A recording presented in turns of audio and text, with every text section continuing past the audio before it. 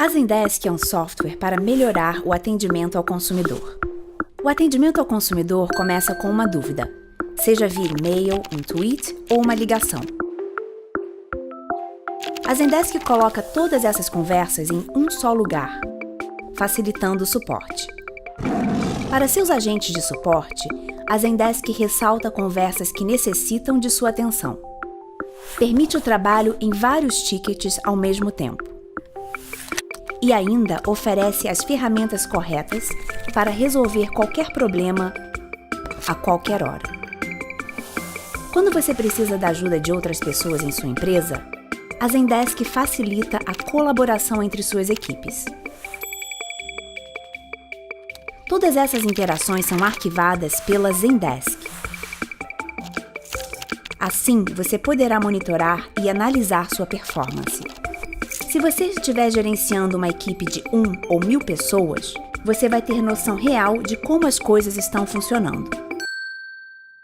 Porém, ferramentas, dados e eficiência não significam nada se você não entender as pessoas por trás das dúvidas e se elas estão satisfeitas ou não. A Zendesk serve exatamente para isso, para melhorar relacionamentos entre empresas e seus clientes. A Zendesk é boa demais.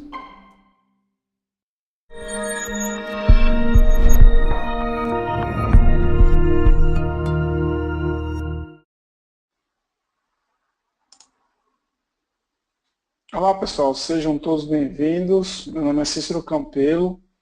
Vamos falar um pouquinho sobre como se prevenir contra ataques de ransomware. Sobre a agenda, a gente vai começar falando sobre conceitos, história e evolução do ransomware, depois a gente parte para uma demonstração, fala se é possível ou não fazer uma recuperação em caso de um incidente, depois a gente fala um pouquinho sobre quais são os vetores de ataque, depois aborda as formas de proteção e entra nas soluções de mercado. E aí a gente termina com a demonstração de proteção de perímetro e proteção de endpoint. Ok?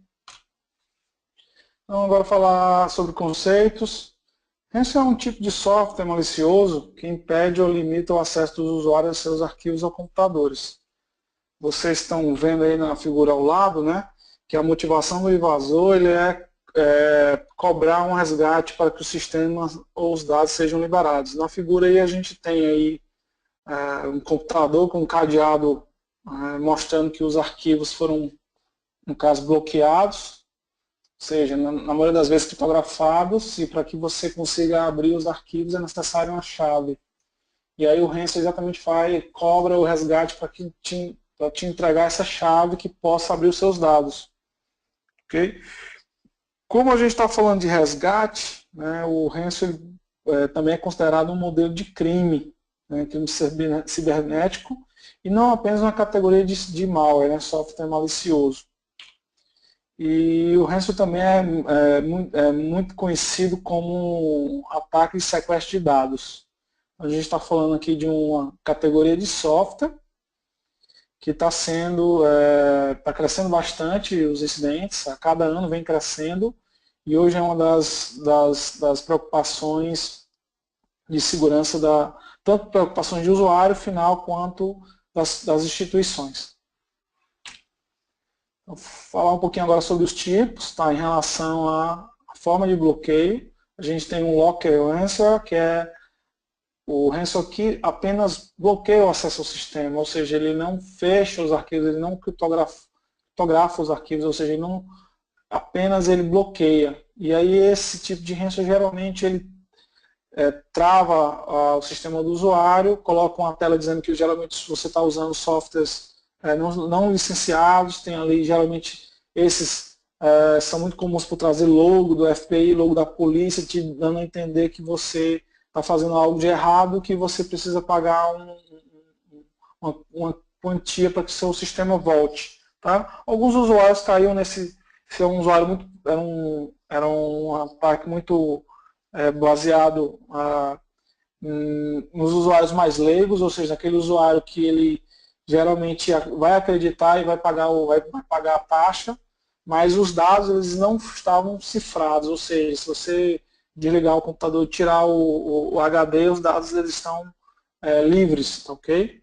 E aí, toda vida que eu for falar agora, falo da segunda categoria, que é o Crypto Ransom, que ao longo da palestra, toda vida que eu estiver falando do ransom, é esse tipo de categoria, que é exatamente a categoria de ransom que criptografa, que fecha os dados na criptografia, e aí a gente tem duas vertentes, né, criptografando os arquivos individualmente, cada arquivo, e em 2016 a gente está vendo um crescimento de ransoms criptografando o disco todo, ou seja, ele, a partir do incidente, a partir do momento que ele finaliza a criptografia de disco, ele reinicia e você fica na tela de inicialização do computador, não conseguindo entrar no sistema operacional. E mesmo que você tire o HD, o disco todo está criptografado.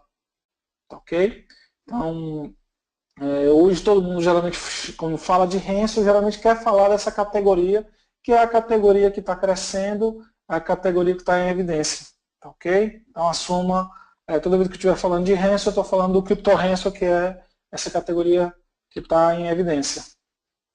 Então, a partir do momento que existe um resgate, hoje o ransom evoluiu, a gente daqui a pouco vai falar da história, mas atualmente a forma de pagamento mais utilizada é através da moeda virtual Bitcoin, que é uma moeda que permite realizar transferências anônimas entre pessoas, e é uma moeda que ela foi concebida de forma descentralizada. Ela não tem instituição financeira, você não precisa de um banco para fazer transferência transferência de valores. E o Bitcoin, um Bitcoin é cerca de R$ 2.000, aí depende muito da variação cambial. Reforçando, tá? É uma moeda que foi criada e o objetivo dela é ser descentralizada e permitir privacidade. Ou seja, ela não foi criada com o intuito de ser utilizada por hackers. É uma moeda que existe, a moeda que alguns comércios eletrônicos e e-commerce aceitam, é uma moeda que não teve o objetivo de ser criada para o crime. Tá? É uma moeda que foi criada para proteger a questão da privacidade. E para que o ransom funcione hoje, né, os invasores estão utilizando redes de comunicação de anonimato. Tá? Então imagina que o teu computador ele é comprometido, ele precisa se conectar lá fora, ou então você precisa passar um e-mail para o invasor. Essa rede, né, de comunicação, geralmente uma das mais utilizadas é a rede Tor. Ou seja, você não consegue rastrear para com quem você está conversando, e uma vez a sua máquina estando conectando lá fora, você não consegue saber aonde se encontra o invasor. E imagina que você sofreu um incidente, você, por exemplo, os seus dados foram criptografados, você não tem um backup, imagina que você precisa dos dados, quebrar a criptografia é inviável, tá? O esforço computacional hoje, com os algoritmos que estão sendo utilizados, praticamente dentro do tempo que você precisa, leva anos, né? Então muito tempo e muito poder computacional. E em teoria, quando você paga o resgate, o invasor libera o software, né, que vai abrir e decifrar os dados. Lembrando que não existe garantia. Tá? Geralmente, por que não existe garantia? Geralmente no ataque, esses ataques, a gente vai falar daqui a pouco com mais detalhes, mas eles são em massa. Às vezes você é atacado e a pessoa que está promovendo o ataque nem está mais lendo os e-mails. Tá? Às vezes também a pessoa que realizou o ataque, esses ataques são automáticos. Daqui a pouco você é atacado por um ransom que foi criado há um ano atrás, a pessoa que às vezes até está promovendo o ataque, ela até foi presa. Então, assim, não considere que uma vez você pagando um resgate, é garantia.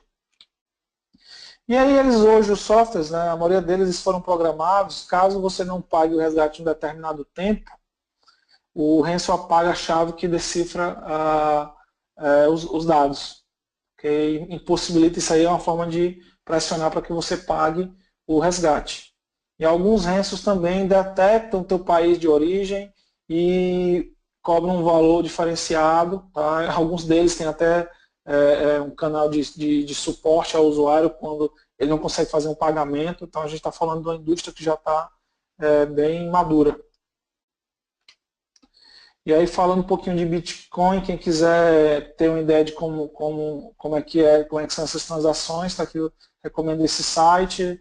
Você consegue ver, esse site mostra as transações, você consegue ver, você não consegue, na maioria das vezes, como o modelo é feito, né, os invasores eles não conseguem ser rastreados, mas você consegue identificar quanto de dinheiro tem em cada conta, em cada carteira, onde as transferências estão sendo feitas. Então, aqui é um site que você consegue ter uma visão de como é que funciona esse comércio de moeda digital, onde é um comércio de transferência de valores que parte dessas transferências estão sendo utilizadas para esses incidentes de ransom, tá, ok?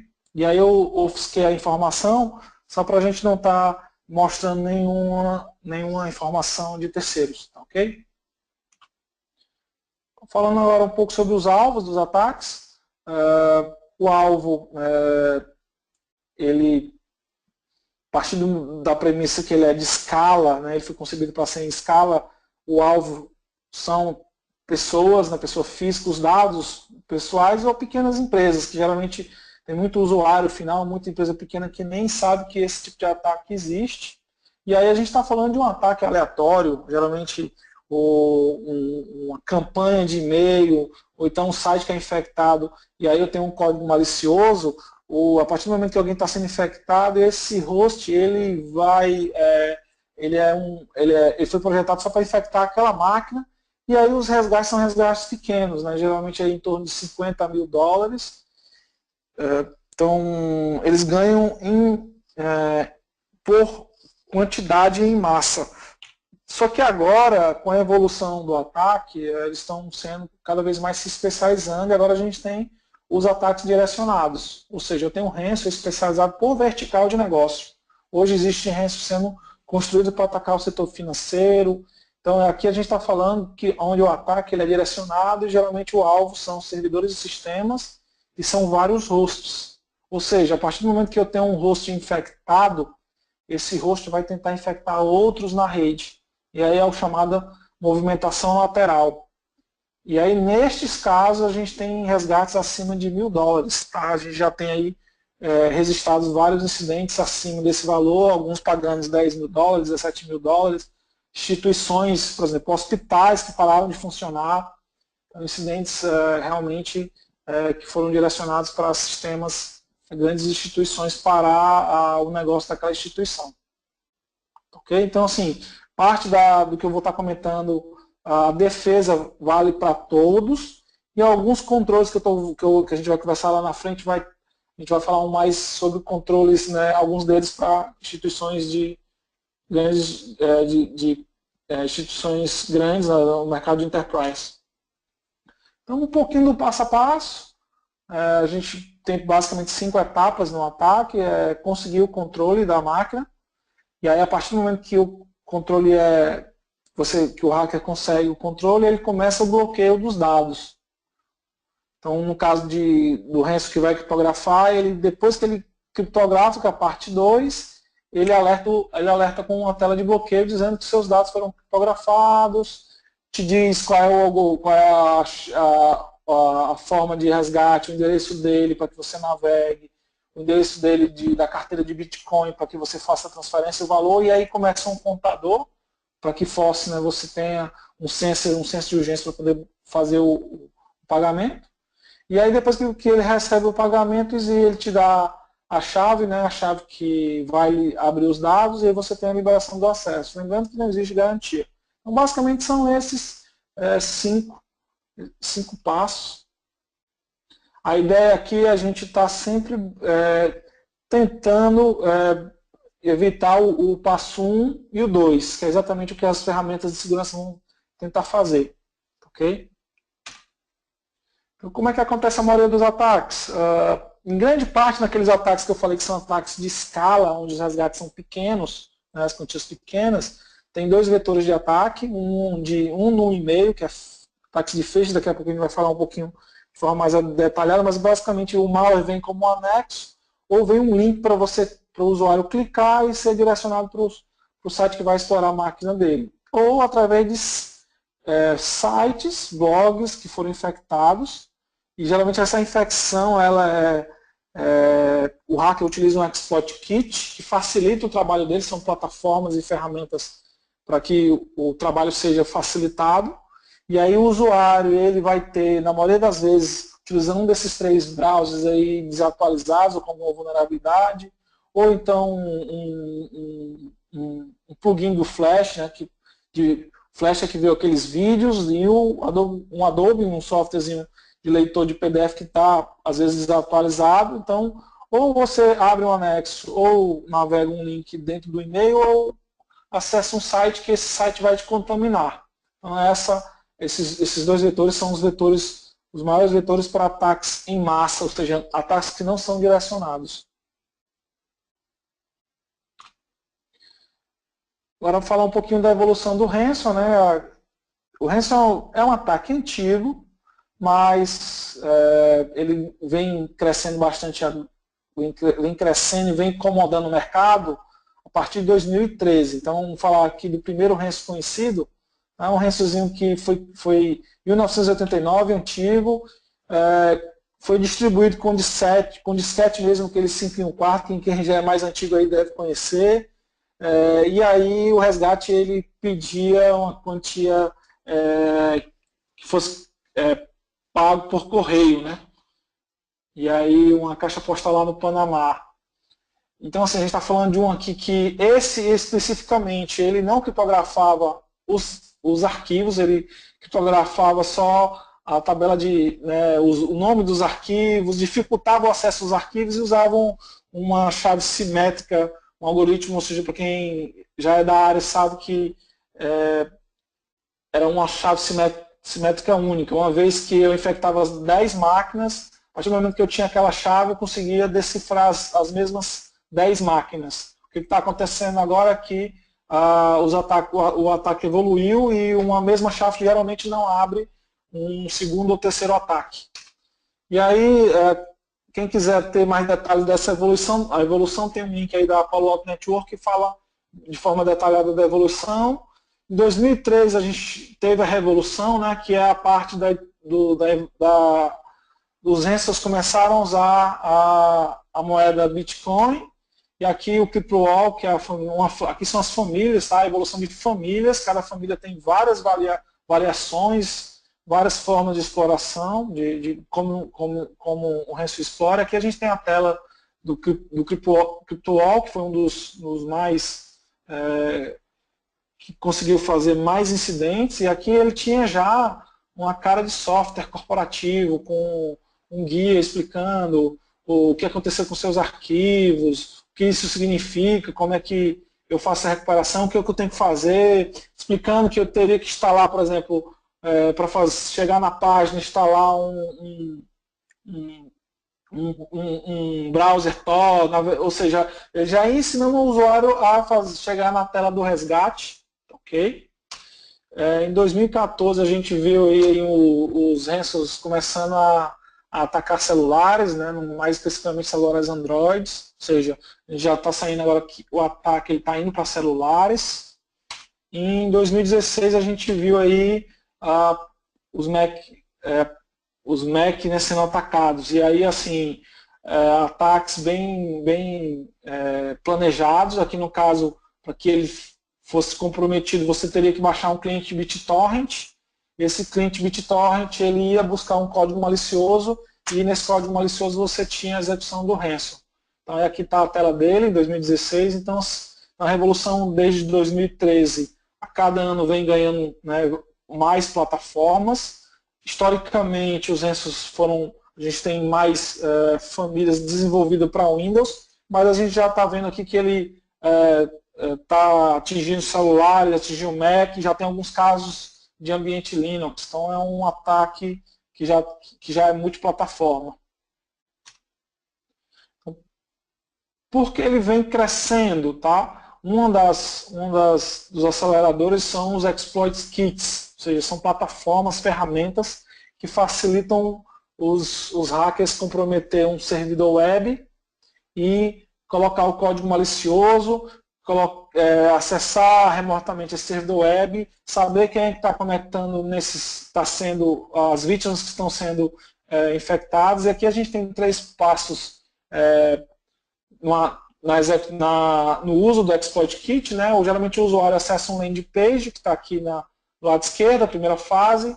Ele vê no landing page se o usuário está vulnerável. Se ele estiver vulnerável, ele às vezes redireciona o usuário para a execução do exploit, e aí o exploit ele vai plantar o payload do malware, e aí a maioria dos payloads, né, são para ransomware ou para trojan, ou seja, ele conseguir acessar a tua máquina remota através da internet.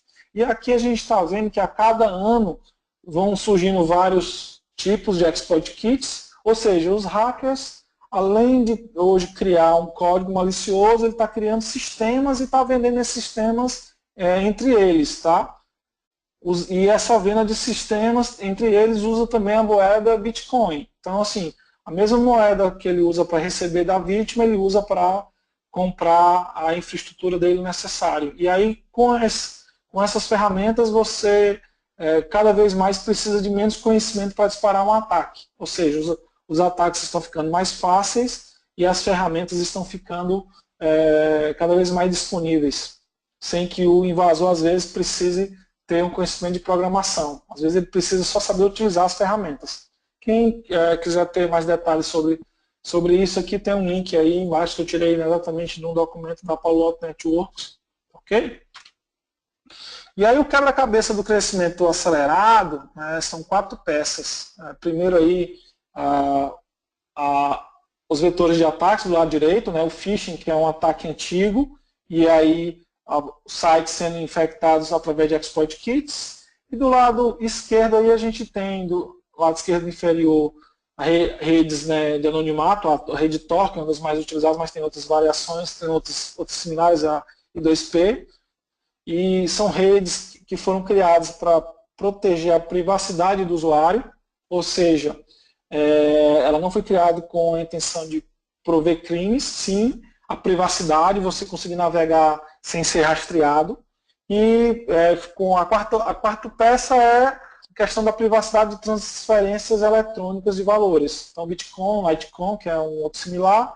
Então, juntando essas 4 peças, o que aconteceu? A comunidade hacker que pratica esses tipos de crimes, né? O hacker do mal, ou seja, existe o hacker do bem também, mas o hacker do mal, eles juntaram toda essa infraestrutura existente e agora eles estão vendo que é uma maneira fácil de ganhar dinheiro, porque é um ataque em massa e geralmente a maioria dos que são infectados, eles não têm um conhecimento da proteção. Então, geralmente, muitos desses incidentes, ele pega o usuário não sabe nem o que aconteceu. Tudo bem?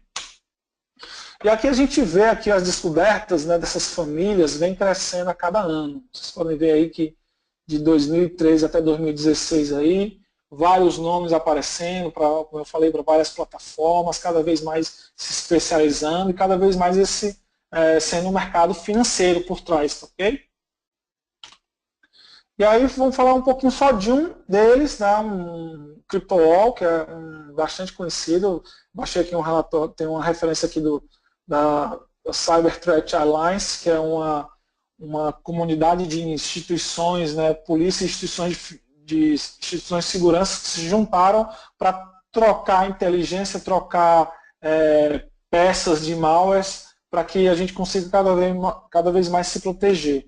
Então a gente tem aqui alguns números dele, e aí a propagação grande parte dele foi através de e-mail, que é phishing, ataques, né, aos usuários. A gente vê aí, em termos de quantidade de infecção, cerca de 400 mil infecções, e aí a gente, em termos de resgates, aí a gente já vê que só essa família, uma estimativa de danos na ordem de milhões de dólares. Então aqui a gente já está falando de uma indústria que movimenta milhões de dólares. Okay? Aqui a infraestrutura por trás do incidente, a gente tem aqui a fase de delivery, de entrega, de infecção, a infraestrutura de rede e a infraestrutura financeira. Então, assim, do lado esquerdo aí a gente tem os vetores dos ataques, ou seja, as URLs maliciosas, os e-mails, os anexos acessando a vítima, ok? E a vítima geralmente sendo direcionada ou se comunicando com uma rede de distribuição que geralmente distribui as chaves. Então, ou seja, cada host infectado ele tem uma chave geralmente única. Essa chave geralmente é gerada a partir dessa rede de distribuição. A partir do momento que você está infectado, você quer fazer um pagamento, eu tenho uma infraestrutura financeira com carteiras, né, de Bitcoin para receber o pagamento. Então a gente vê que a estrutura é uma estrutura já bem articulada, onde geralmente a comunicação da máquina infectada e o invasor, eu tenho uma estrutura de software e de tecnologia para suportar isso. Aqui estão algumas telas. Do lado esquerdo aí eu tenho um guia, a partir do momento que eu fui infectado, o que eu tenho que fazer, passo a passo, explicando a URL, instalar o cliente Tor para navegar. Do lado direito já é a tela de pagamento. Então, do lado esquerdo você tem geralmente quando você vai para a tela de pagamento, você tem você coloca o seu identificador e aqui, imagina que o usuário é leigo, ele cria um guia explicando como é que você cria uma carteira do Bitcoin, aonde é que você vai comprar créditos e aí o ID dele, né, da carteira para que você faça a transferência e aí a partir do momento que você tem a validação ele te transfere a chave que vai decifrar os dados. Okay? E olhando o ataque do ponto de vista agora de países, tá, eu peguei duas fontes, uma fonte da Microsoft e outra da Symantec. Do lado esquerdo o Brasil está entre os top 10, ok? Mais ou menos aqui tem um período de um ataque no finalzinho do ano passado, começo desse ano. Aqui da Symantec a gente está em 11º, tá? Então se vocês quiserem ter mais detalhe sobre essas pesquisas aí, os links estão aí. Ou seja, nós estamos no cenário aí dos ataques, nós somos aí uma das vítimas em potenciais. Vou falar agora um pouquinho de futuro, né? É um mercado que está em crescimento e aí aqui a gente já tem o Hansel focando na internet das coisas, ou seja, a internet das coisas cada vez mais dispositivos caseiros, tudo está conectado. Então, imagina a tua casa toda conectada, imagina o teu carro conectado, e aí a gente ter serviços, né? E aí na DEFCON, nessa DEFCON 24 que teve, a gente teve a primeira demonstração de um Hansel locando um equipamento desse. No caso aqui foi um termostato, e aí na demonstração lá, aqui foi uma prova de conceito, usando o ataque fisicamente, ou seja, ele pegou um cartão de memória, colocou no equipamento e conseguiu hackear o equipamento, conseguiu bloquear e dizer que o equipamento agora não funciona mais, vai precisar de um resgate. E do lado esquerdo aqui a gente tem a concepção de ataques que possam ser ataques futuros, que é, no caso, um carro conectado, onde ele poderia ser invadido, e aí o sistema dele ser parado, imagina um sistema, você está numa viagem, o seu carro ele para de funcionar, e aí quando você vê uma tela no visor dizendo que para você continuar a viagem, você tem que fazer um pagamento em Bitcoin. Então, isso já do lado esquerdo é conceito, tá? O pessoal já está prevendo, do lado direito já aconteceu. Então a gente está vendo aí que o Hansel está indo para um mercado onde vão pegar usuários finais que geralmente o dispositivo pode pegar um usuário que ele não acessa o computador. Ok? E aí a gente pode ter aqui um cenário mais grave, né? Locar coisas que possam colocar em risco a segurança de pessoas, não a segurança de dados. Ok? Imagina você locar algo que mexe que pode impactar segurança de vidas de pessoas. Okay? Quando a gente diz locar, então o Hansel ele criptografa, mas ele pode locar, ele pode impossibilitar o funcionamento de um equipamento que coloque risco de vidas de pessoas. Então, por isso que a indústria cada vez mais está se preocupando em combater esse tipo de ataque. Agora eu vou fazer um pouquinho de demonstração. ok? Vou fazer uma demonstração de um ransom baseado em um phishing de ataque, ou seja, um ataque por e-mail.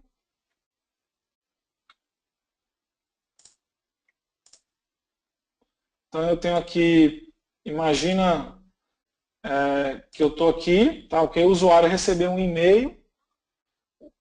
Eu vou clicar nesse e-mail, tá? Então imagina que o usuário que recebeu esse e-mail se chama Pedro, e a gente está falando de um ataque direcionado, geralmente, imagina que ele recebeu esse e-mail e esse e-mail tem alguma lógica para ele, tá? Então ele está lendo aqui, olá Pedro, conforme solicitado, segue anexo a lista de vagas em aberto em todo o Brasil, senha do arquivo, e aí ele informa a senha do arquivo, o usuário acha que é para ele, tá? E aqui eu estou fazendo demonstração de um ransom bem básico, onde eu estou com alguns arquivos dos usuários, fotos. Então, o primeiro passo do usuário seria baixar o arquivo. E aí, como ele é um arquivo direcionado para ele, o invasor colocou uma senha, né? E essa senha é exatamente para encriptar o arquivo para que as soluções de segurança tradicionais não consigam bloquear, tá? Seguranças de firewalls que geralmente não estão planejadas para inspecionar arquivos criptografados. Aí ele abriu aqui, eu vou abrir a planilha, né, que me mandaram, e aí quando ele clica não acontece nada.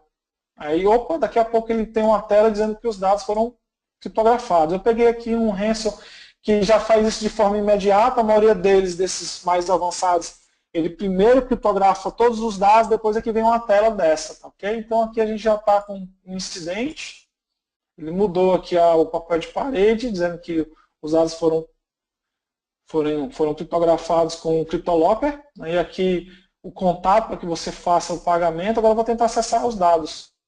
Opa, aquelas fotos elas não estão mais acessíveis, elas foram encriptadas. Aqui eu tenho a mesma mensagem dizendo, né, para que você precisa entrar em contato para que você abra os arquivos novamente. Ok?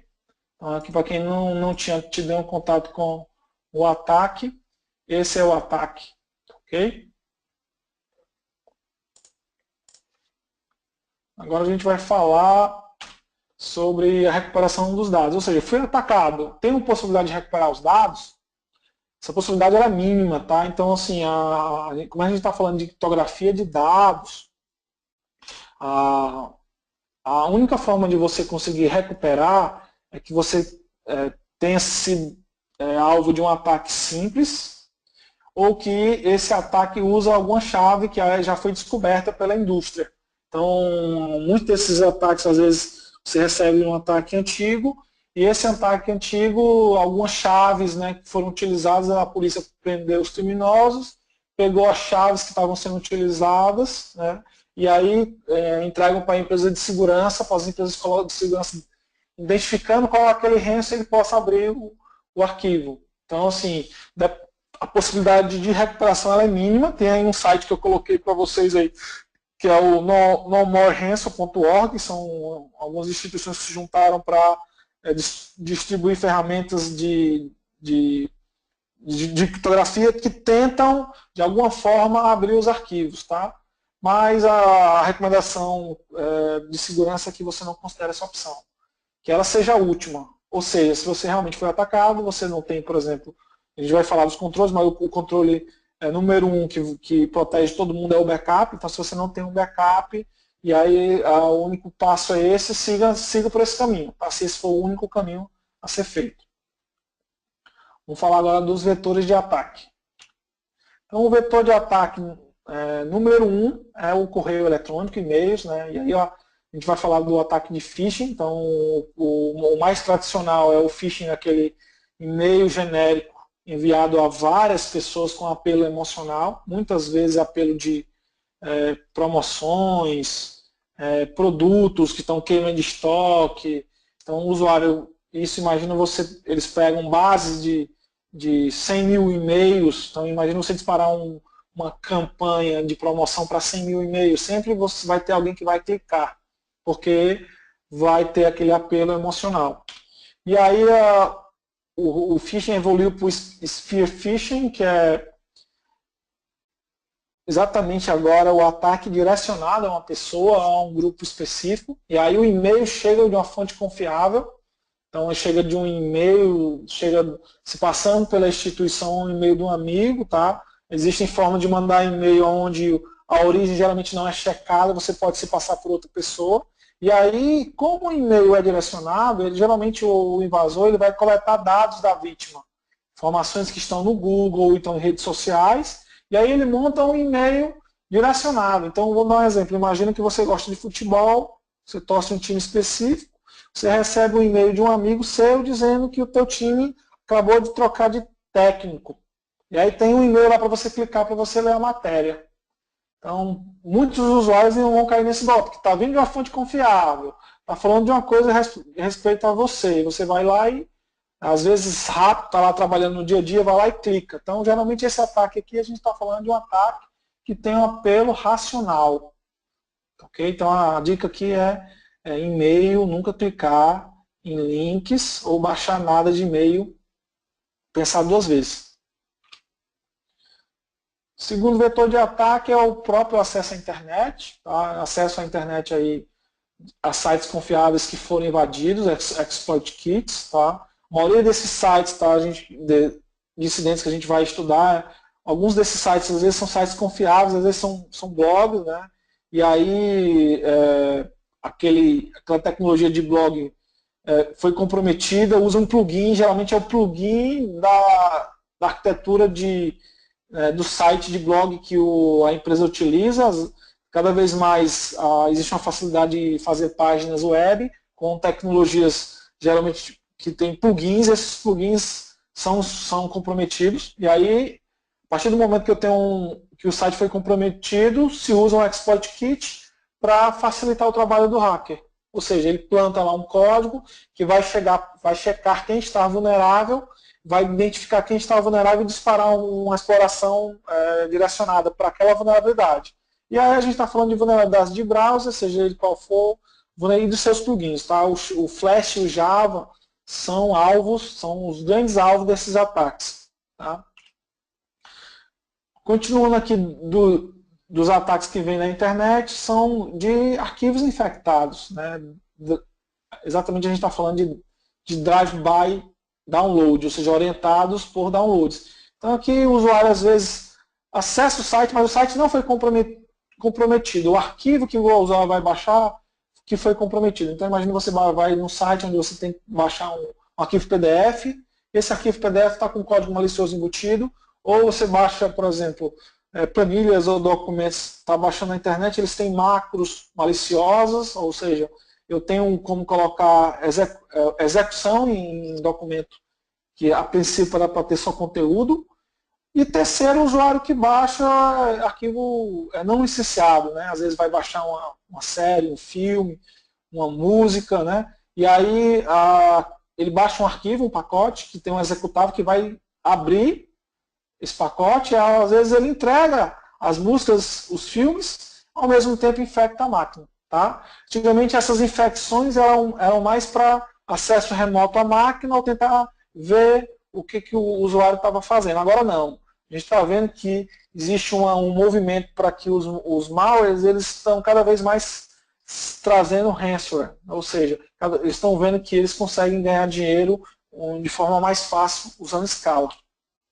Para fechar, o download de programas infectados, ou seja, eu vou baixar um programa na internet, às vezes o usuário ele não baixa da fonte confiável, ele vai no Google e aí existem sites de download, tá? Ele vai baixar o site sem ser no canto original, e aqui a gente está falando de, quando você baixar um arquivo, você tem que ver se esse arquivo está assinado, olhar o hash do arquivo, se é o hash, muitas empresas, o hash é o identificador do arquivo.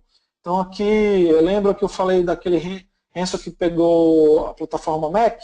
Foi exatamente esse caso aqui que eu estou pontuando. Um cliente de BitTorrent foi baixado e ele tinha um código malicioso. E aí, para fechar esse download, né, muitos softwares gratuitos de demonstração, às vezes são de empresas pequenas, que não têm uma infraestrutura de segurança por trás. E aí os hackers vão exatamente nessas empresas. Então é muito mais fácil invadir uma empresa pequenininha, que tem um software que é gratuito, que geralmente não tem uma infraestrutura de segurança robusta, e aí aquele software é um software, às vezes, gratuito, que ele sabe que muita gente está baixando em escala, e aí ele coloca o código malicioso lá. Ok? Terceiro ponto aqui de um vetor de ataque é a parte da rede, endpoint, que eu vou falar aqui, já se trata de ataque de ransomware direcionado. Ou seja, eu já não quero mais pegar o usuário, eu quero pegar uma empresa, servidores, serviços. Aqui já é a parte mais ativa, né? Ou seja, aqui é uma exploração direcionada. Então, olhando sobre essa ótica, um vetor de ataque seria a vulnerabilidade de software, de serviços que estão vulneráveis e estão publicados na rede, na internet, ou serviços que estão vulneráveis na rede local.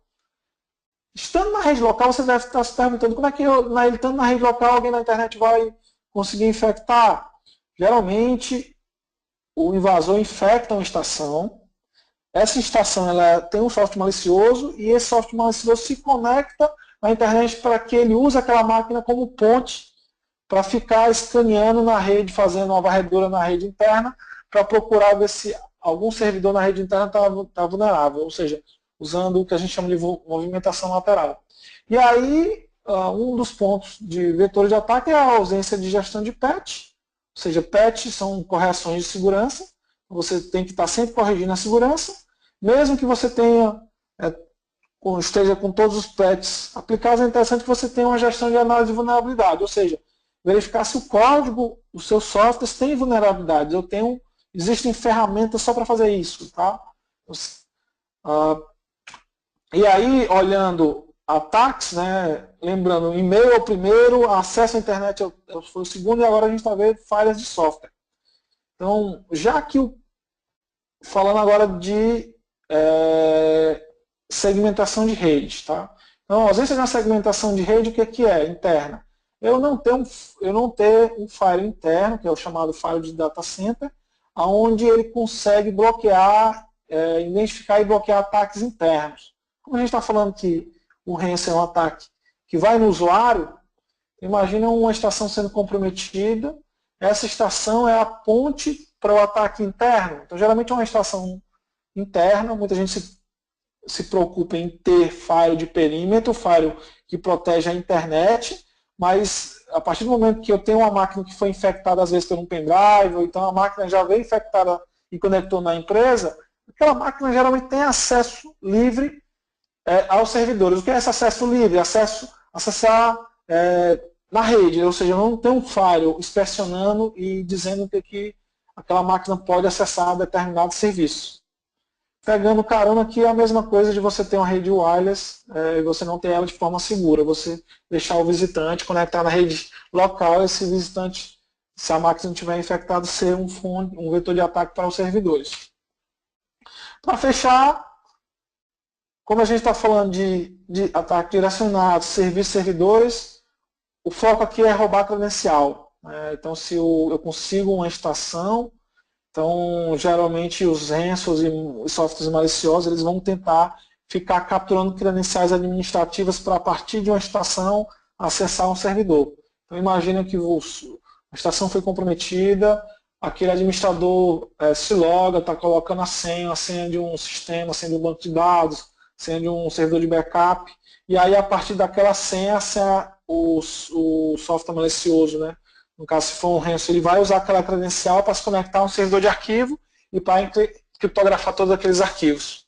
O outro roubo de credencial são credenciais também de usuários de VPN, ou seja, se eu tenho acesso remoto à empresa, eu vou tentar roubar essas credenciais via roubo ou execução de força bruta para que eu acesse de forma remota a empresa. Então, em relação a credenciais, qual é aqui o vetor de ataque? É a ausência de autenticação multifator e cofre de senha, ou seja, são tecnologias que elevam o nível de segurança. O multifator é ter mais de um fator de autenticação, então imagina aí, você vai acessar um servidor e você tem uma senha e você tem um código que o celular está gerando para você, ou que você tem a senha, que você tem um token que você tem que colocar na sua máquina, ou então que você use um cofre de senhas, ou seja, eu não tenho acesso à senha, eu tenho uma concessão de acesso, Então, existem plataformas onde você pode delegar que aquele usuário ele tem uma concessão de acesso ao serviço administrativo, aquela concessão de acesso, elas têm um tempo. Você não está dando uma credencial, você está dando uma concessão de acesso. E aí, são ausências, já que a gente está falando de proteção, a ausência desses controles é que são vetores de ataque, no caso, para a rede endpoints, para um ataque direcionado. Aqui a gente tem uma figura que eu coloquei nesse slide do AutoFocus, né, que é um serviço da Palo Alto, onde a gente consegue ver essas movimentações. Imagina que o Ransom começou a atacar, começou na Europa, começou a atacar um segmento vertical financeiro. Eu consigo ter, a partir do momento que eu tenho um serviço desse aqui, eu consigo ter uma visão da inteligência desses ataques aí ao redor do mundo, tá? Como é que eles estão se acontecendo. E se eu estiver tendo visibilidade desses ataques na minha rede, eu sei se é um ataque direcionado, novo, que não está acontecendo na rede, no mundo, em nenhum canto, ou se está partindo de algum canto e eu estou recebendo esse ataque agora, vindo de um continente ou vindo de uma vertical. Ok?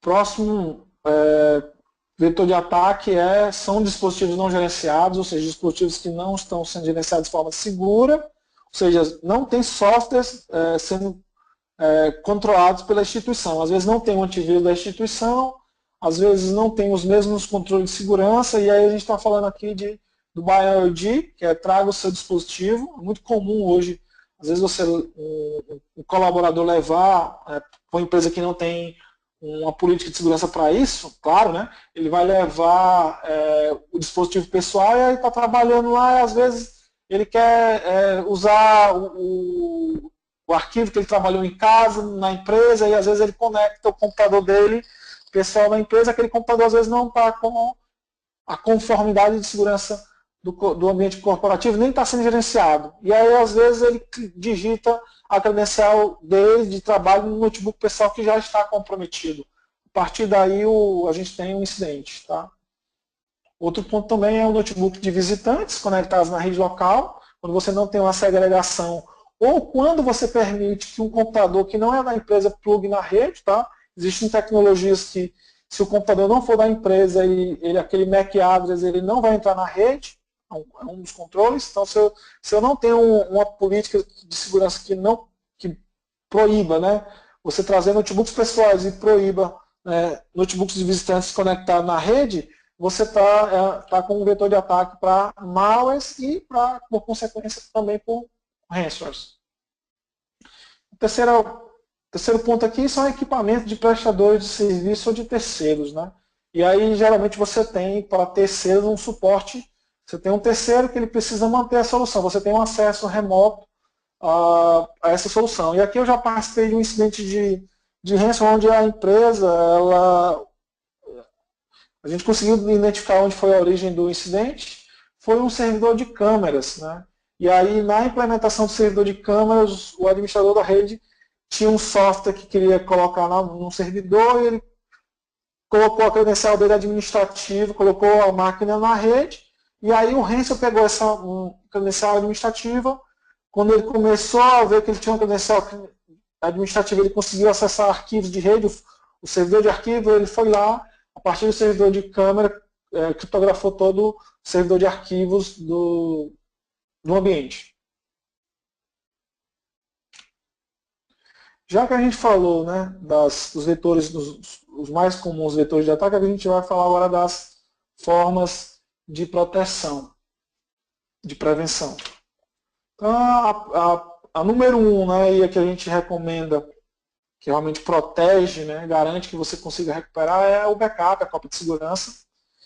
Como a gente está falando de um ataque hoje, cada vez mais, alguns ataques estão evoluindo por criptografia ou bloqueio do sistema como um todo, além do backup de dados, o primeiro ponto aqui é o backup de configuração. Então, às vezes você consegue voltar ao backup de dados rápido, mas o de configuração não, às vezes você nem testou. Então, ou seja, é interessante que você tenha o de dados e o de configuração. Imagine também que que o seu ambiente ele pode ser comprometido por mais de um servidor.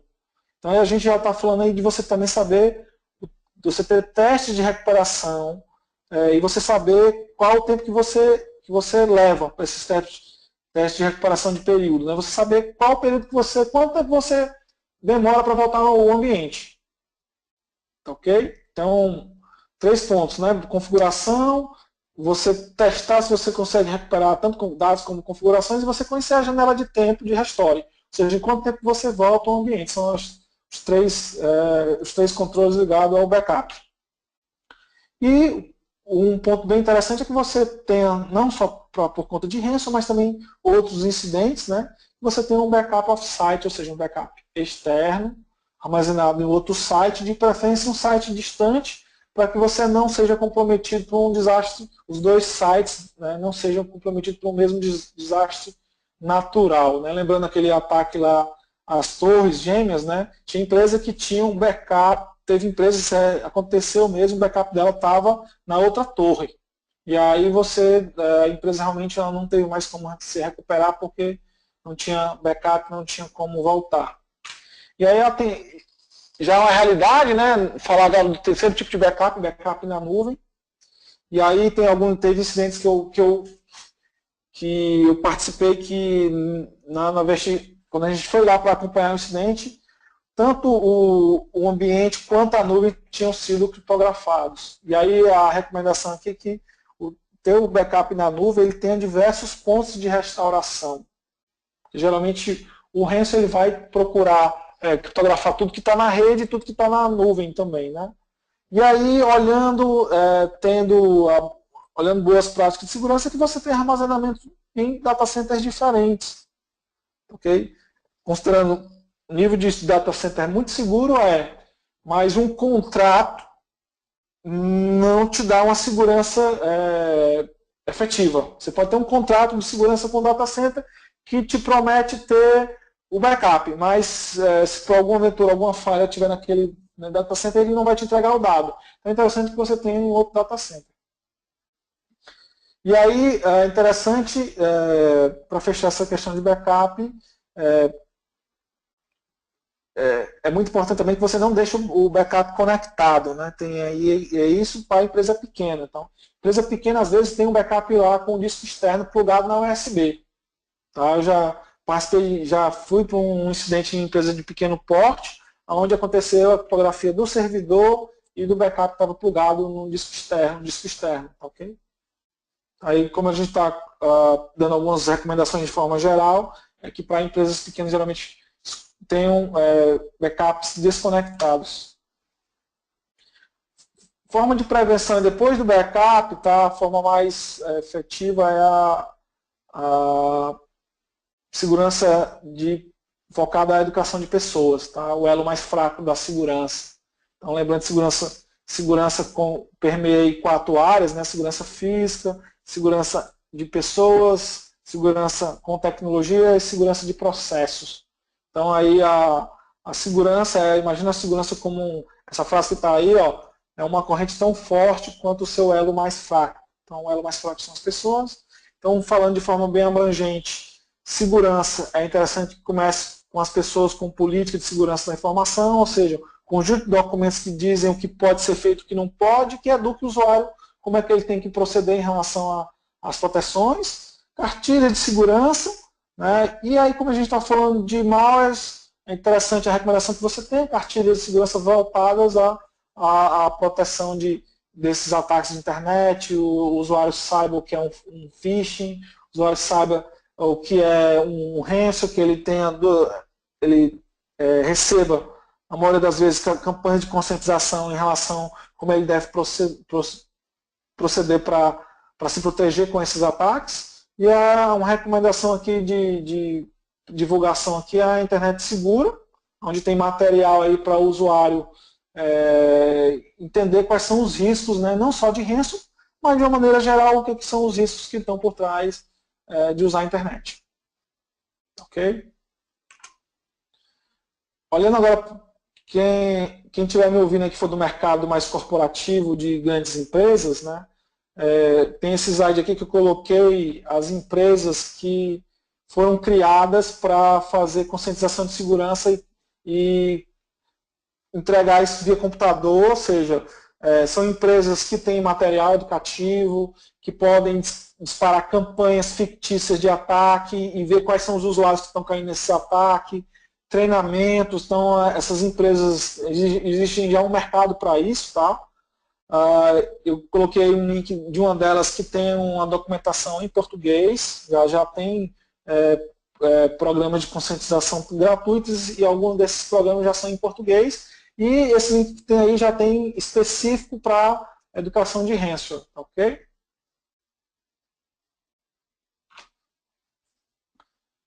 Continuando aqui falando de pessoas, tá? A gente vai falar agora de gestão de acessos. Então, relacionado ao ataque, geralmente o ataque, ele, por ser no usuário, o ransomware vai tentar criptografar tudo que o usuário tem acesso, então, por isso que eu tenho que ter uma preocupação com gestão de acesso.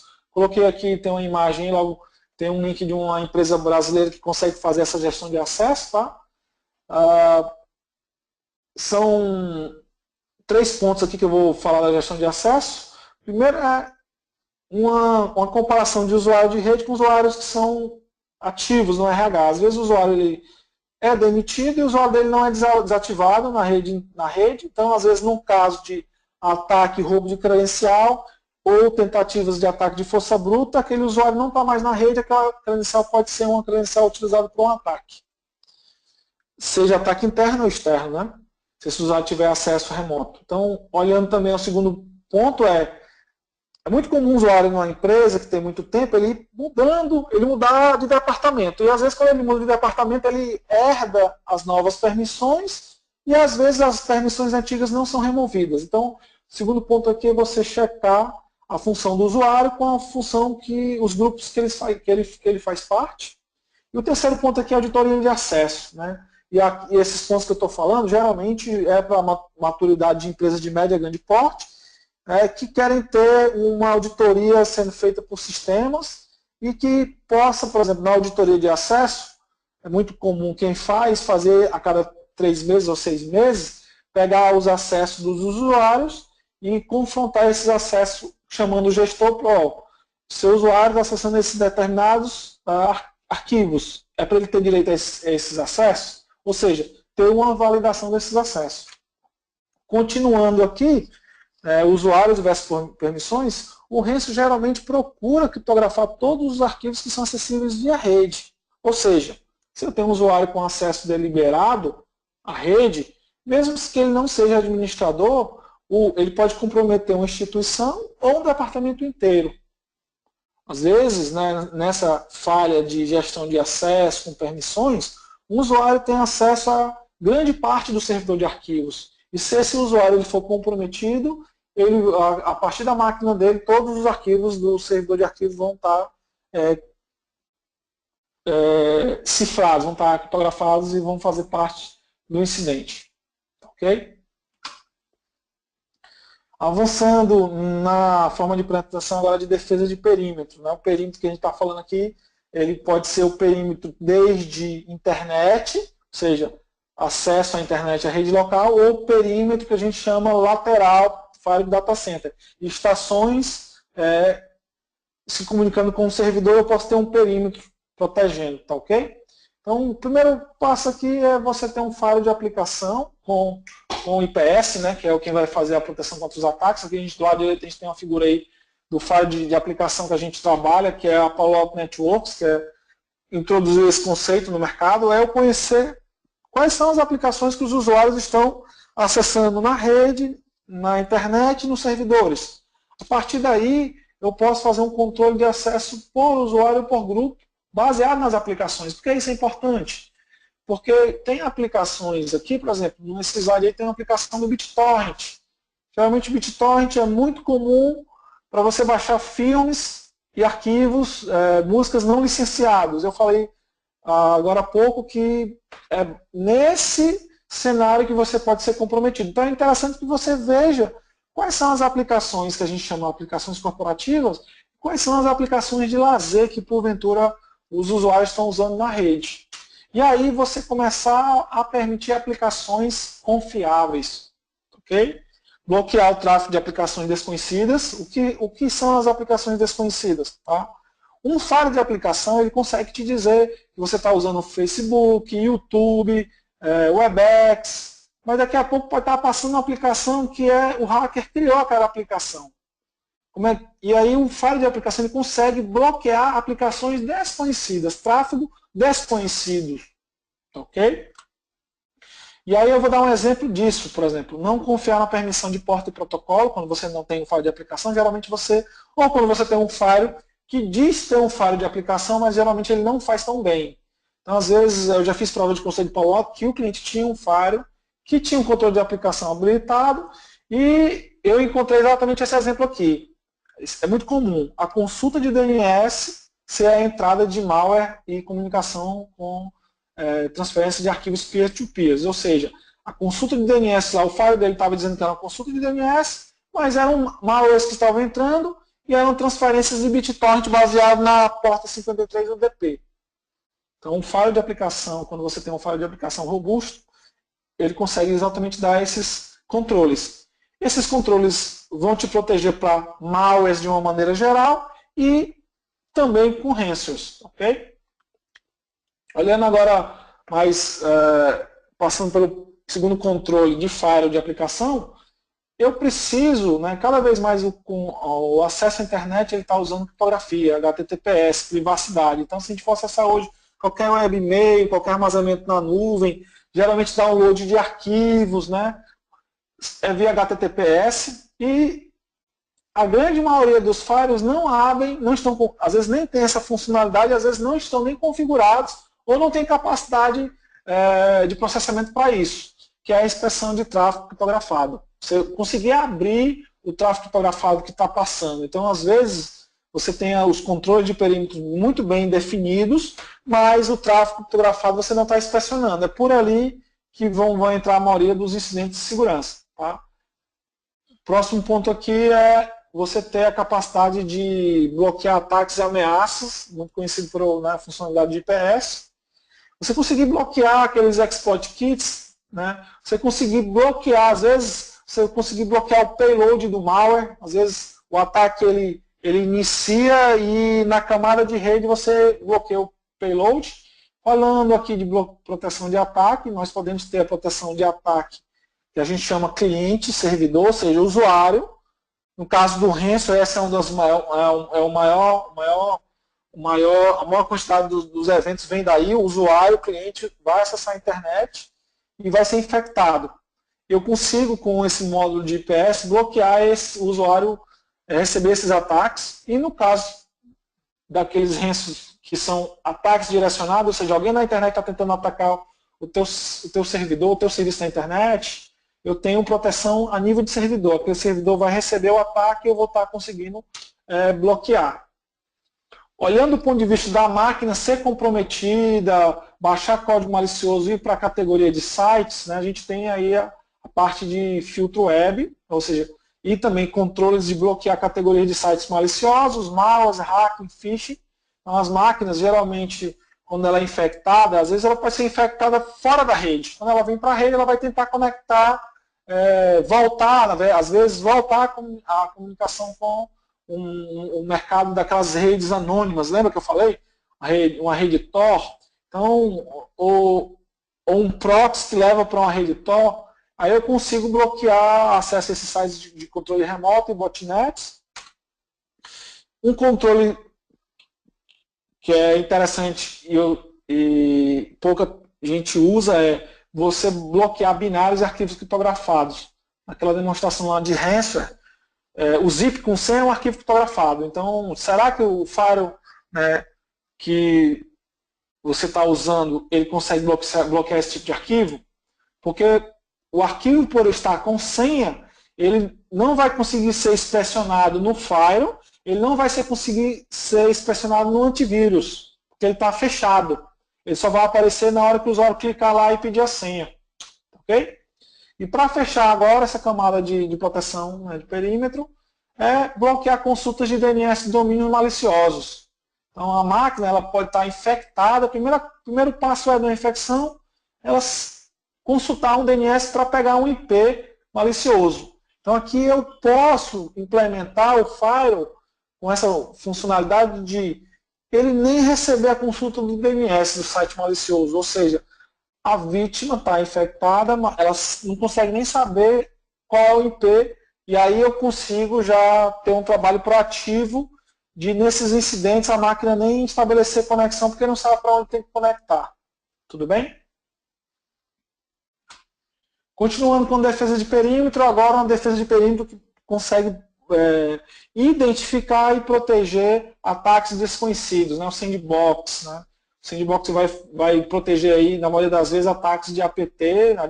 São tipos de malwares, né? São ameaças avançadas e persistentes. Ela, por ser avançada, geralmente ela não é detectada por antivírus, é uma coisa, código novo, são ataques direcionados e únicos. Qual a ideia do sandbox aqui na figura aí? A gente tem dois exemplos de sandbox, o da Palo Alto, que é o Wi-Fi, tá? E da Watco, que é o APT Blocker. A gente trabalha com os dois. Então, qual é o conceito aqui? Você está recebendo, os usuários estão recebendo phishing, estão acessando sites estão acessando sites que foram infectados, está baixando aqueles arquivos infectados que eu falei agora, um PDF infectado, está baixando um doc infectado, está baixando um instalador infectado. E todos esses arquivos que estão entrando na rede, eles podem ser inspecionados não só por uma camada de antivírus, né? Eu tenho que ter uma vacina para proteger. Eu posso mandar esse arquivo para um ambiente de sandbox, ou seja, eu tenho um sistema operacional lá, ele vai executar, baseado nesse comportamento, pós-execução, eu identifico um comportamento malicioso. Então vamos dar um exemplo aqui. O usuário baixou naquele caso, imagina que ele baixou o cliente BitTorrent, que está infectado, ou baixou o instalador de um browser e está infectado. Ele vai baixar, como a gente está falando de um ataque direcionado, se for um ataque único, ou seja, imagina que o hacker construiu um ataque para a sua empresa, único, tá? O arquivo vai passar por essa inspeção, às vezes essa inspeção em tempo real, dependendo do ataque, esse arquivo é bloqueado logo de cara. Tá? Às vezes esse ataque, se ele não for único, se ele tiver sido ataque for direcionado a outra empresa, essa outra empresa, o file lá mandou para essa nuvem, a nuvem executou, viu que o arquivo lá estava tentando conectar a botnet, estava tentando capturar teclado, é criada uma assinatura de sandbox e aí é compartilhado com toda a inteligência, né, daquele fabricante, o fabricante vai bloquear o ataque. Mas imagine que ele não conseguir bloquear o ataque naquela hora. O arquivo infectado vai para o usuário vai clicar, ele vai se infectar, e aí o sandbox dependendo da contratação que você faça, o sandbox pode te dar um SLA de minutos. Em poucos minutos você recebe o parecer que aquele arquivo malicioso foi baixado via e-mail, chegou por e-mail, ou foi baixado pelo usuário, e aí você consegue chegar no usuário, às vezes, antes da execução. Tá? Então, tem esse cenário aí de o sandbox ele vai fazer simulação de acesso e execução dos arquivos para comportamentos maliciosos. Pode ser na nuvem, você usar a nuvem do fabricante ou dispositivo local, e ajuda na proteção exatamente de ataques de phishing, né, de exploit kits, né, quando eu tenho um download de arquivos, quando eu tenho downloads de arquivos, Office, PDFs, ou quando eu tenho instaladores. Tudo bem? E aqui é uma tecnologia que não foi criada só para bloquear ransom, foi publicada para bloquear ataques novos. Ok? E é uma camada a mais. Uma camada indicada aqui para se você tem uma empresa de médio porte ou grande porte, é uma camada que você pode adicionar para te dar a visibilidade de ataques em geral, e alguns desses ataques podem ser ataques de ransom. E agora falar da forma de proteção de endpoint. Os endpoints é exatamente onde o ataque acontece, as estações e os servidores. Então, falar aqui de forma mais ampla. Primeiro controle são baselines de segurança, ou seja, se você instala um sistema, se você instala um sistema operacional, um banco de dados, existem baselines de segurança para que você, baseado nas boas práticas de mercado, você configure aquele serviço, aquele servidor, aquela estação para que esteja mais fechada e dificulte o ataque. Ok? Aqui eu coloquei uma recomendação onde tem baselines que vocês podem baixar, csecurity.org, a instituição que vocês podem baixar.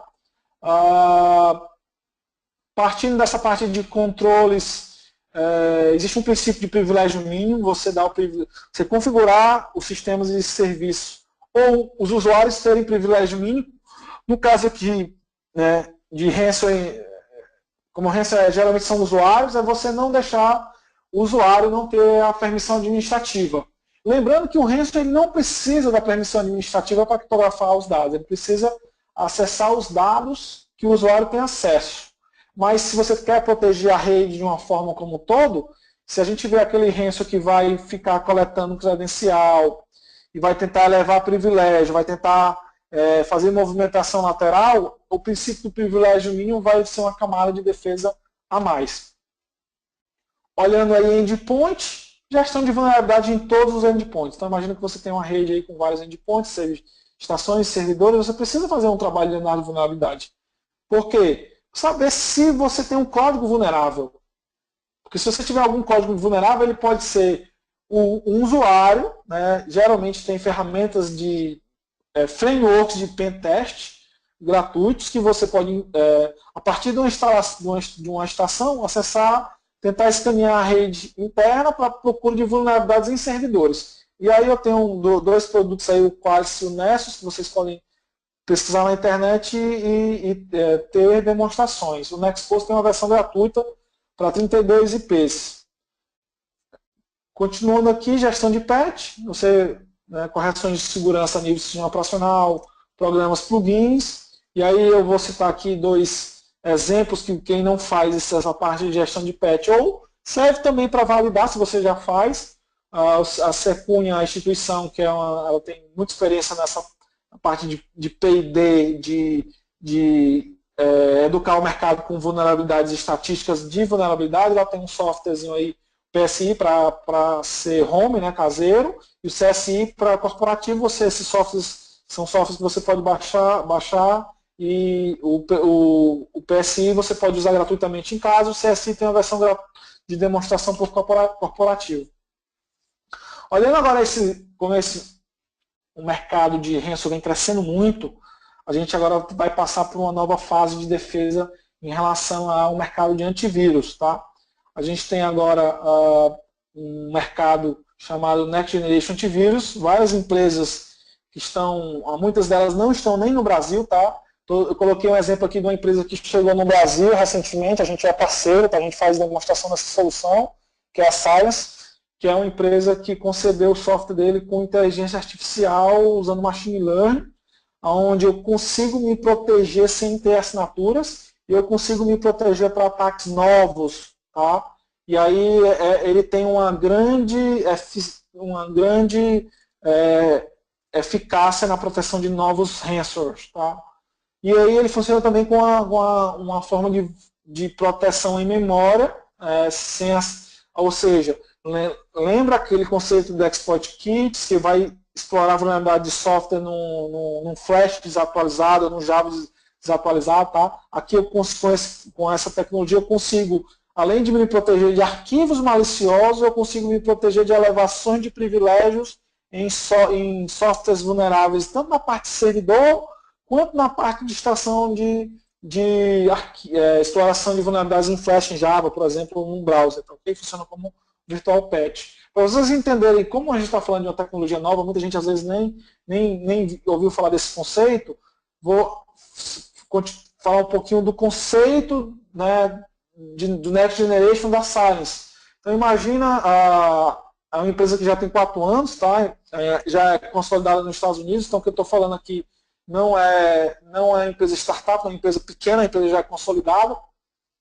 Então, eles criaram um algoritmo de machine learning com inteligência artificial, onde eles pegaram vários binários de maliciosos e binários não maliciosos e fizeram a máquina aprender a partir das características desses arquivos. E aí esse aprendizado gerou uma capacidade de proteção para malwares novos. Então, se eu pego se um malware novo ou um ransom novo, eu copio para a minha máquina, ele tem características de malwares parecidas com os malwares antigos. Tá? Mesmo mudando a técnica, tá, de exploração, a gente consegue ter um nível de proteção alto para isso. Tá?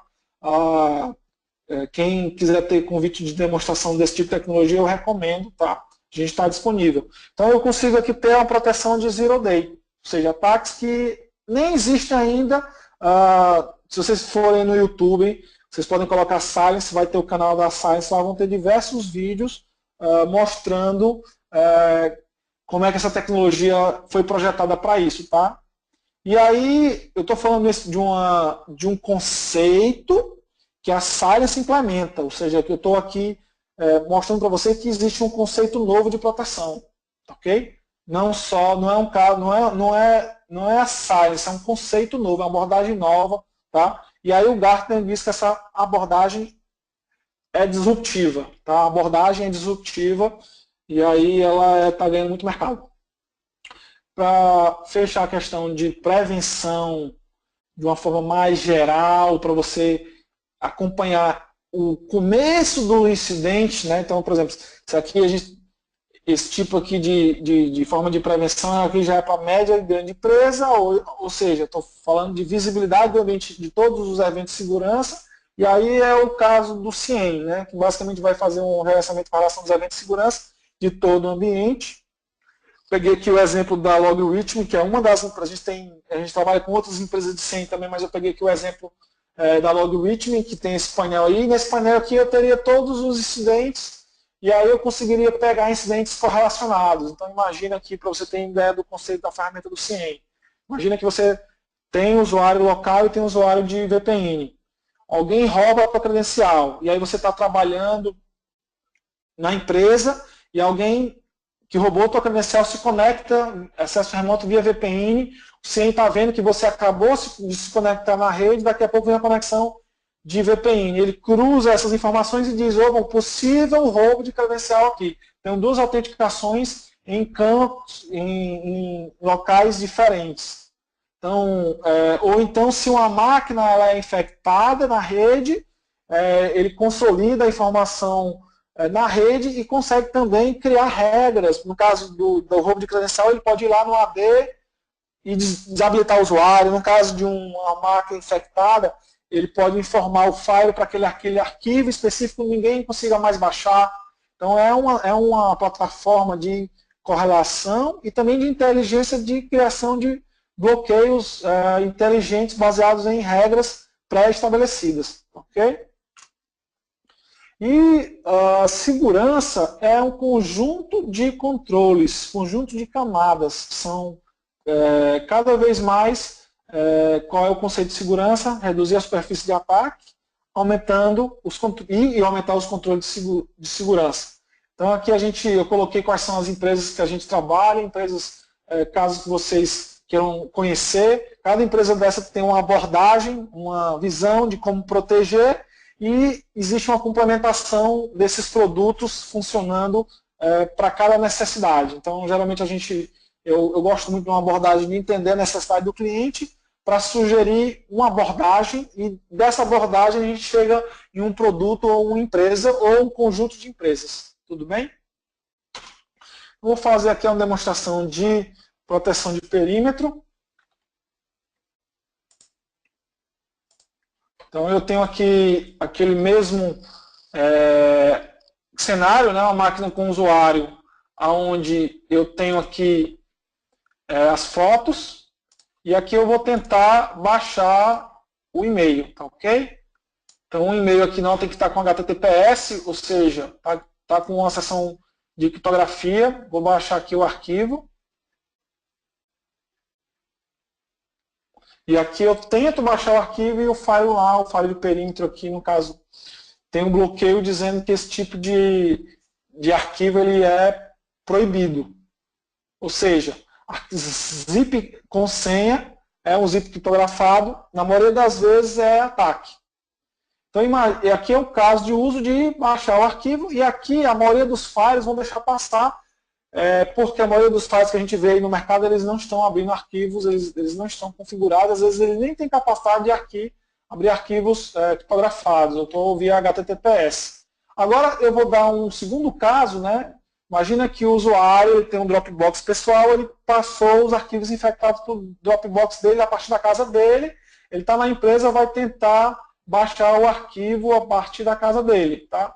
Então aqui no caso, eu estou aqui acessando o arquivo, tá? Aberto já, ele não tá zipado com senha. O usuário vai baixar para a empresa. Então, vamos fazer o download. Opa, erro de download. Aí você está pensando, o usuário nem conseguiu bloquear, ou seja, o file está, além de abrir o tráfego criptografado, identificou que aqui era um ransom e bloqueou. Tudo bem? E aí você está imaginando, ok, é uma defesa de perímetro. Você tem que estar na empresa. Só que essa tecnologia que eu estou demonstrando para vocês, ele tem um agente aqui, ó, esse agente está conectado ao file. Então, mesmo que você saia da empresa, você pode estar sendo inspecionado pela tecnologia de perímetro da empresa. O que eu estou querendo dizer é, você pode ter essa proteção estando na empresa, e se você tem uma tecnologia que te dá um agente, para que esse agente, mesmo você esteja fora, você pode configurar para que o acesso à internet seja inspecionado também pelo file de perímetro, mesmo você não estando na empresa, que é o caso aqui que eu estou apresentando para vocês. Tá? E para eu mostrar aqui, eu vou mostrar para vocês o que acontece da proteção do lado de cá. Tá ok? Ó, eu vou entrar aqui no File, para vocês entenderem, para quem ainda não viu, esse tipo de proteção de perímetro, como é que aparece, como é que é feita a proteção e os logs do ponto de vista da administração. Estou logando aqui no File, a gente vai ver os incidentes, tá, de segurança.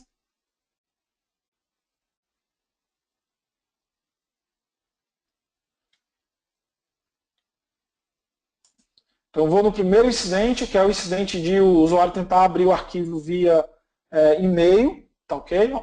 Então, ele tentou aqui abrir via e-mail, vou abrir aqui tentou abrir um arquivo criptografado, e aí, ó, RH, tá vendo, vagas, e ele foi aqui, bloqueou porque o arquivo estava com zip com senha, criptografado. Esse tipo de arquivo é aquela recomendação de segurança que eu dei, já está configurado aqui nesse file. Tá? E aí eu vou mostrar o Dropbox. Então, aqui eu vou mostrar o bloqueio que foi feito no Dropbox. Aqui eu tenho um incidente de segurança, o arquivo estava aberto. Então, aqui eu vou abrir o incidente. Tudo bem? Aqui eu tenho o arquivo, é um ransom, tá vendo? E eu tenho a aplicação, ou seja, o conceito de file de aplicação. Então, eu permito o Dropbox, mas eu audito o Dropbox. Muita gente está indo para a nuvem sem auditar essas aplicações, sem inspecionar o que está indo para a nuvem. Tá? Como a gente está falando de nuvem, seus dados estão saindo da empresa, então dados da nuvem vindo para a sua empresa. É interessante que você, além de controlar, que saiba quem são os usuários, quais são as aplicações, você faça a inspeção dessas aplicações. Ok? E aí eu tenho um bloqueio, tá? Bem detalhado o arquivo aqui, ó, RH vagas executável, o arquivo estava em aberto.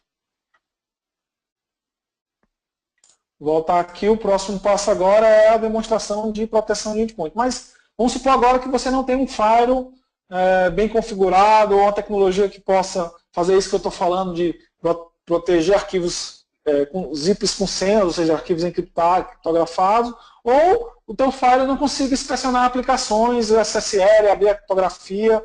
Você precisa de mesmo que você tenha um firewall, é interessante que você tenha agora a ótica onde o ataque é feito. Endpoint. Trouxe um pendrive, espeitei o pendrive na máquina. Ou então você saiu, foi acessar a internet fora da empresa e você não configurou para aquela estação ser inspecionado pelo firewall da empresa. Aí você vai precisar de um endpoint, uma defesa de endpoint. A defesa mais básica de endpoint é o antivírus tradicional. Né? E aí a defesa mais avançada seria o que eu vou mostrar aqui, que é o Next Generation Antivírus, né? No caso aqui o Science. Eu estou com o Science aqui nesse laboratório. Vou fazer o download aqui do arquivo. Tudo bem? Baixar aqui o arquivo. Colocar aqui no desktop.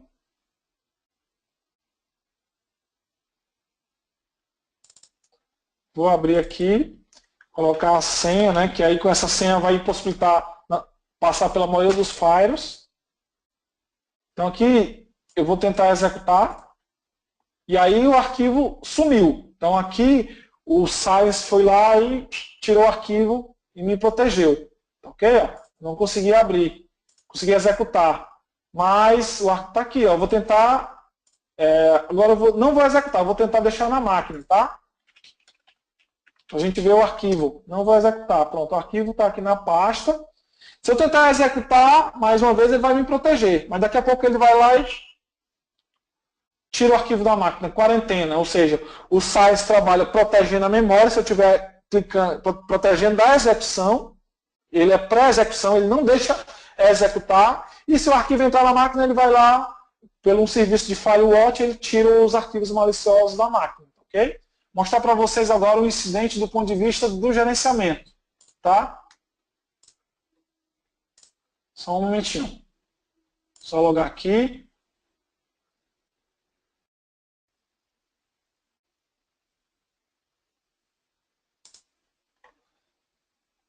Aqui eu tenho na console os incidentes ao longo do tempo. Ok? Eu tenho a classificação dos incidentes, malwares, softwares indesejáveis, e agora eu vou no incidente daquela máquina, ok?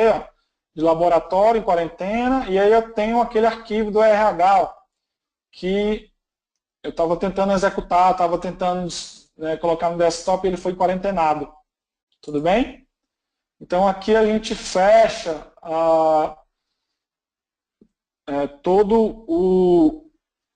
todas as camadas de segurança. Tá? Tudo bem? Voltando aqui para a apresentação. Obrigado a todos aí, obrigado pela atenção. Segue aí meu contato, qualquer dúvida, quem quiser tirar alguma dúvida ou quiser trocar alguma experiência, o que está fazendo, eu estou disponível, tá? Adoro conversar sobre segurança da informação. E caso você queira ver essas demonstrações aí na sua empresa, ver como é que funciona, nós fazemos demonstrações gratuitas para que você primeiro entenda como é que esses controles podem atender a sua realidade, a sua necessidade. Ok? Até mais, pessoal. Obrigado.